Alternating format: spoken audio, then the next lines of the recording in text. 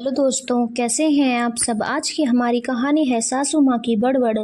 सासू माँ, जब देखो बड़बड़ करती रहती हो। गलती इंसान के जीवन का एक हिस्सा है। जब तक इंसान गलती नहीं करता तब तक वह कुछ सीखता ही नहीं। इसीलिए मैंने तुमसे कहना ही छोड़ दिया। कोकिला ने अपनी बहू अनु से कहा तो वह बोली, यह बात तो ठीक है मम्मी जी, परंतु आपने मुझसे बोलना क्यों छोड़ दिया। जब आप बोलती थी तो मैं गलती करने से बच जाती थी, परंतु आज आपके ना होने से कितना बड़ा नुकसान हुआ। मेरी सारी सब्जी जल गई। अब मुझे दोबारा से खाना बनाना पड़ेगा। कितने मन से मैंने यह दोनों सब्जी बनाई थी। यह सुनकर कोकिला बोली, तुम ही तो कहती थी मुझे कि सासू माँ तुम दिन भर बड़बड़ करती रहती हो, कभी चुप तो बैठ जाया करो। यह सुनकर मैंने तुमसे कहना बंद कर दिया। अब अपनी करनी आप भुगतो। वो तो ठीक है मम्मी जी, मैं दोबारा खाना बना दूंगी, परंतु आज के बाद आप दोबारा ऐसी गलती नहीं करूंगी। लेकिन आप वादा करो मुझसे बातें करती रहोगी। मैं माफ़ी मांगती हूँ आपसे, दोबारा आपसे ऐसी बात नहीं कहूंगी जिससे आपका दिल दुखे। प्लीज मुझे माफ कर दो मुझे। अनु ने पश्चाताप भरे स्वर में कहा तो कोकिला ने उसे माफ करके गले से लगा लिया था। तब अनु मुस्कुराते हुए बोली, मम्मी जी आप ड्राइंग रूम में बैठकर टीवी देखिए, मैं भी थोड़ी देर में आपके लिए खाना बना कर लाती हूँ। यह कहकर वह खाना बनाने रसोई में चली गई थी। कोकिला जी टीवी देखते हुए अनु के बारे में सोचने लगी थी। 4 महीने पहले ही उन्होंने धूमधाम से अपने बेटे शिवम का विवाह अनु के साथ किया था। अनु बेहद खूबसूरत और पढ़ी लिखी लड़की थी। वैसे तो वह घर के हर कार्य में निपुण थी, परंतु उसमें एक ही कमी थी। जब भी वह कोई काम करती, पूरा करने के बजाय उसे अधूरा छोड़कर फोन चलाने लग जाती थी।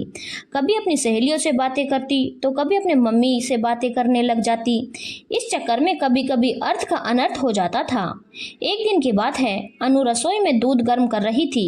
इसी दौरान उसकी सहेली का फोन आ गया। सहेली से बात करने में वह इतनी मशगूल हो गई थी कि उसने दूध का ध्यान भी नहीं रहा।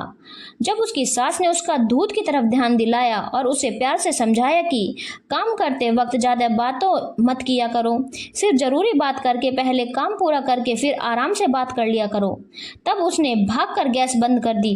एक बार वह अपने कपड़ों पर प्रेस कर रही थी कि उसकी मम्मी का फोन आ गया। वह फोन पर बातें करने लगी। फोन में इतनी बिजी हो गई थी कि उसे प्रेस का ध्यान न रहा।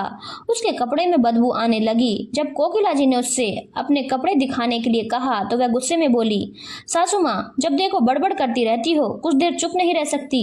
हमेशा मुझे कुछ ना कुछ बोलती रहती हो। देख नहीं रही हो कि मैं अपनी मम्मी से बात कर रही हूँ। यह सुनकर कोकिला जी बेहद दुखी हो गई थी। उसके बाद उन्होंने अनु से बोलना छोड़ दिया था।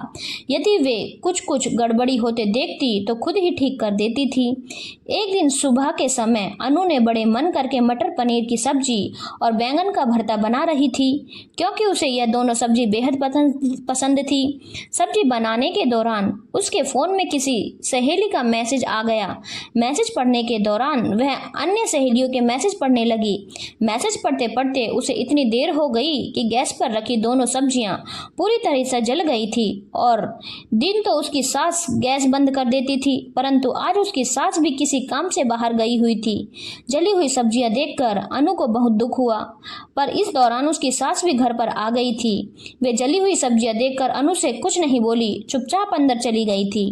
तब अनु को अपनी गलती का एहसास हुआ। वह मन ही मन सोचने लगी कि उसकी सास ठीक ही कहती थी। यदि वह अपनी सास की बात पर ध्यान देती तो उसकी सब्जी न जलती।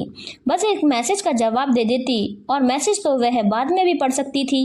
उसने अपनी सास से अपनी गलती के लिए माफी मांगी। कोकिला अनु के बारे में सोच ही रही थी, तभी अनु उनके लिए दोबारा खाना बना कर ले आई और हंसते हुए बोली, मम्मी जी जल्दी से खाना खा लो, अब की बार मैंने खाना जलाया नहीं, बड़े ध्यान से बनाया है। यह सुनकर कोकिला हंसने लगी। धन्यवाद दोस्तों। अगर आपको कहानी अच्छी लगी हो तो चैनल को लाइक, शेयर और सब्सक्राइब करना ना भूलें।